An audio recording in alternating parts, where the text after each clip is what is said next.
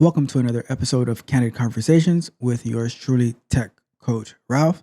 In this episode, we are going to be talking about company culture and how to navigate analyzing that and choosing the right company for you, if possible, of course.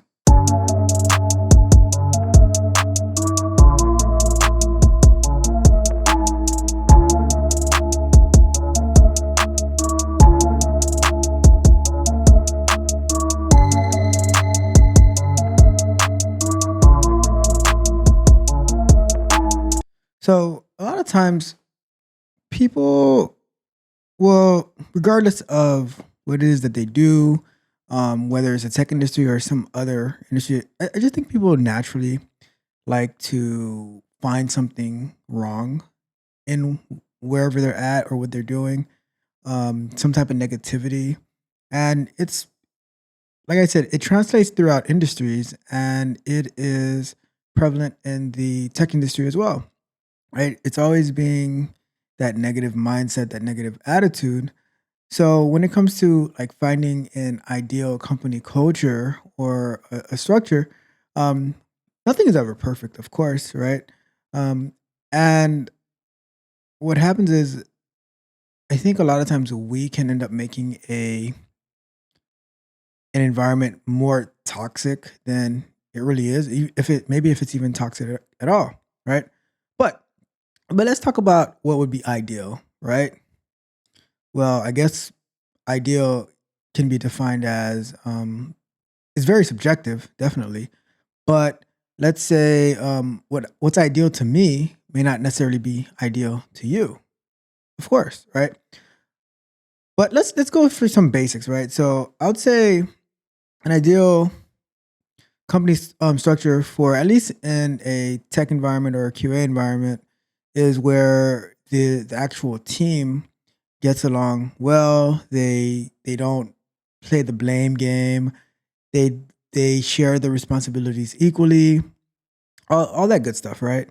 But and that would be like in for the most part in a ideal world, ideal scenario, this is why we call it the ideal company culture.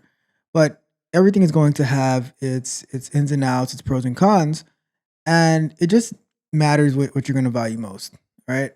Um, I've been in many different company cultures, and I think one of the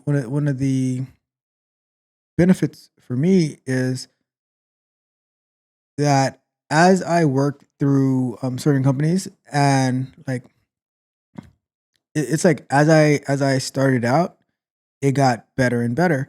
And maybe it has something to do with as you start out um, at an entry level, right? You're just getting all the work piled on because at entry level, just about anybody can do it. So there's not necessarily a that threshold, that barrier to entry for the most part, right?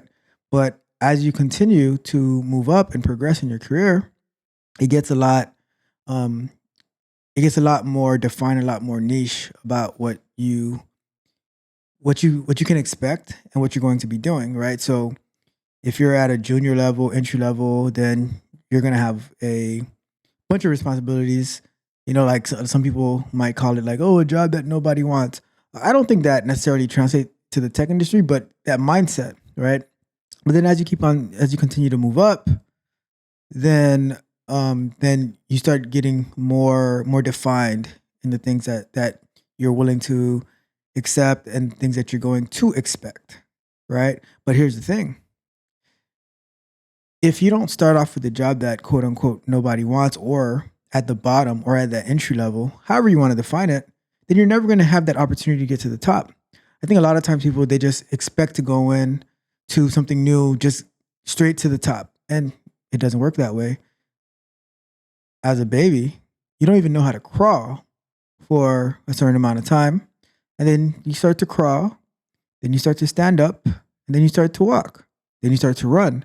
But along the way, there's many mistakes, many accidents. Like you fall over and over. Let's say you're trying to pick up a new sports or a new martial arts. You're going to be so confused. You're going to fail over and over and over again. but eventually you're going to pick up.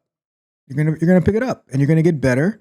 But there's gonna be someone who is still more advanced than you, and you keep working at it. You keep working at it until you get better. Right? It's a continuous process. So, and the reason I'm talking about that is because, like I said earlier, there's no such thing as a quote unquote ideal company culture, right? Um, every everything has its season, and everything is different based on everything has its season. Everything is different based on where you're at in your life, right? You might be young and you're like you don't have any serious responsibilities, so all you're doing is focus and you work, work, work, and now you propel yourself to the top. But you might be older and you have a lot of you have a lot of responsibilities. Like you need some serious work life balance where you're not you just can't focus on that company, right? So that's part of it that depends on what's going on. But if we break it down like this, so ideal company culture, you can look at it as okay, what does the company offer you, right? So let's say the company offers you flexible, unlimited PTO, personal time off, right? Then one could say that that's ideal because that's the company's offering it to you. But if you're that young guy who's ambitious or woman, if you're that young guy or woman who's ambitious and who's like trying to propel, and so you're getting this unlimited PTO offer, but you don't really use it. So now that ideal company culture doesn't really benefit you much, right? But if you want to continuously learn and everything like that, and you might value a company who would offer you so like they pay for educational like tuition reimbursement, things like that. And if that company that offers unlimited PTO doesn't offer you that, then you might think that oh that's not ideal company culture because the thing that you want is not the thing that the company's actually offering you. So it depends, right? The company culture depends. It just depends on what is the benefits that the company is offering you and how that lines up with the things that you're looking for in your life. Because now, let's say you're not that young guy or lady, right? Who like and as you get older, now you might start to value more a work from home and unlimited PTO, while when you were younger, you valued some type of tuition reimbursement or paying for conferences, anything like that, you know? So that's why I say that there's no such thing exactly as an ideal company culture, right? But Tech Coach Ralph, what about the toxic company environments where like let's say it's a small company like and they'll pile up the work on you, they'll pile up the work on you, right? Oh, how do you feel about that? How do you navigate that? So the way that I see it is I use every single thing that I encounter as an opportunity for me to get better, right? And it doesn't mean that whatever like that situation is that I'm going to continue to do that forever, right? No, of course not, because you like I do believe in that being treated fairly and everything like that. But I say that how you're treated is definitely up to you. So, what do I mean by that? So, let's say I'm in a situation where the company is like, they're just putting everything on me, everything on me, everything on me, right? But I'm not where I want to be yet. So, what I'm going to do is I'm going to take all of that, put it on my back, right? And I'm going to learn everything that I can. And um, whether like whatever the company does, right? Because usually in an ideal company culture, if you put in the work, they will compensate you properly, right? But even if they don't, what I'm going to do, I am going to do the work, right? And I'm going to learn everything about what I'm doing. So now I have that as a resume builder, as something to talk about, something to brag about when I go out there and look for something else, because use it to your advantage. You have to use it to your advantage. You can't just take on this burden put the whole company on your back and you don't benefit anything from it. If they're not willing to compensate you or reward you or whatever it is for all your hard work, then don't let it go to waste. Use that to educate yourself, to build yourself, and to be used in another situation. And that's why I say that that ideal company culture is a very subjective thing, right? And yeah, like companies companies will for the like I don't want to say it like it might not come out like I mean it, but they'll take advantage. Let me take that back. Whatever you're willing to give a company, they'll take it, right? A good company, they'll reward you and compensate you for that effort. And a company that's not so great, they're going to if you don't push for what you want, then they're going to take it and they're going to run with it, right? But here's the thing: if you go and you ask for whatever you believe you should get, what you get compensated by, and they don't give it to you, even though that you're doing everything, then as LeBron said, take your talent to South Beach. Take your talent elsewhere. See if what you believe that you're worth is actually true. And that's one of the reasons that I say like you can't be emotional in this part. You can't be angry, you can't be upset. You have to be logical. You have to be logical.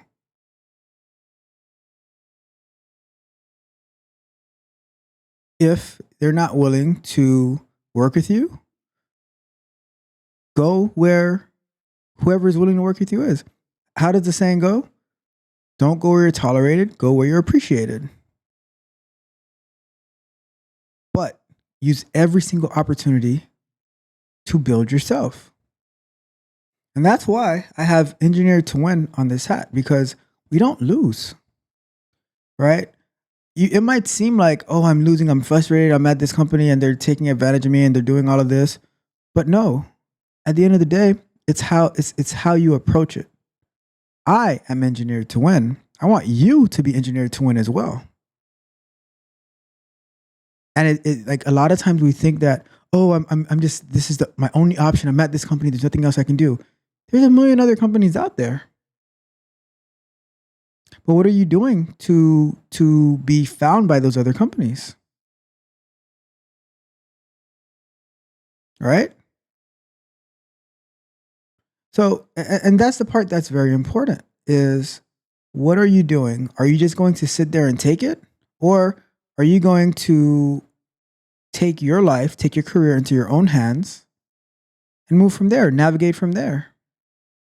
And I'll give you some scenarios that I've been in, right? So when I was coming up and I was learning about QA and everything like that, and then about automation, I was working all the time because I was trying to put systems in place, learn processes, and at the same time keep the company flowing properly, keep the QA, the automation part working as expected. I was learning about like the automation and because the nature of the work that we're doing, the tests were pretty flaky. So I was constantly monitoring and constantly supporting the on call QA testers who are doing the results like on the weekends and stuff like that, and I was always available, right? But that taught me a lot. Dealing with certain situations, I made sure I was always like the the most knowledgeable, the first one in, the last one out, to build myself up. At another company, when we were supporting a Japanese release, we had to be available during Japanese working hours. So for the release of the product, and I was working throughout the night to make sure that things were working properly. But that made me stronger. Now we did get compensated for it, but I put myself in the position to be able to do anything and to be able to do everything. And that made me that just gave me more overall knowledge about how things were working.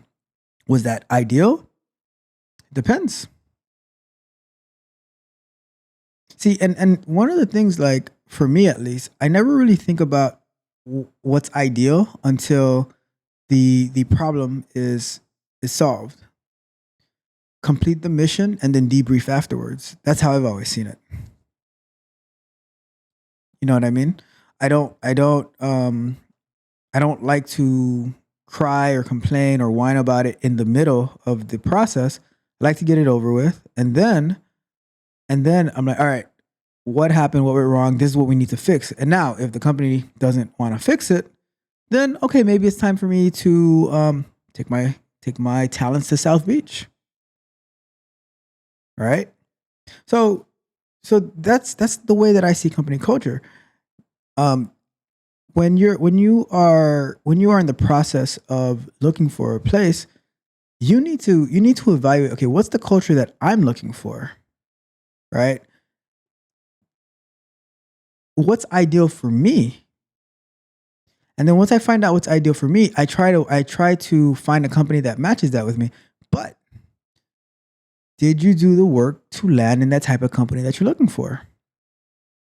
So let's say you're going to a let's say you want all these cool benefits, right? But you're also going to like some type of startup company. Then it's going to be you're going to be wearing a lot of different hats, right? So that flexibility it depends what you're going to define as flexible. You know, you might be working very long shifts, and the more hours you work, the quote unquote lower it makes your hourly pay seem like, right? So you, but they might be very flexible in other areas, you know. So it's the ideal culture is what you find ideal for yourself, and where you're at, what have you done, and if you can find what you're actually looking for, you know. Um, like it's that's how it breaks down, you know. Ideal for 22-year-old me is not the same as ideal for 35-year-old me. Ideal for 35-year-old me may not be ideal for 40-year-old me. You know, you just have different responsibilities and priorities in your life. I wish some of the I wish some of the ideal company cultures when I was like 25, I had took advantage of them, because at my age now, I might have been even further along, you know? But I'm not complaining, because every day is a day to push forward, a day to fail forward, a day to keep on winning. So like that's my viewpoint on ideal company culture. It just depends on you, because if you want to just be able to do whatever it is that you want and not be able to necessarily see the type of growth and advancement in your career that some other people might be seeing, but you want to be able to travel the world and all that type of stuff, then it's going to it just depends on the company you get to. You know, like you need to find a company that their values match with your values, but you also need to make sure that what you're offering, that company wants.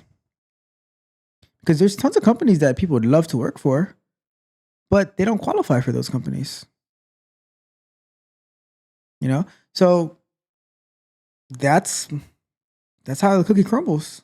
As my good friend said, that's how the cookie crumbles. You know, what it is that you find ideal, you have to go out there and find a company who thinks that's ideal too. And on that note, friends, until next time, this is Tech Coach Ralph signing off. If you enjoyed the fascinating information shared in this video and you want more, be sure to hit the subscribe button to Tech Coach Ralph to be notified for new videos.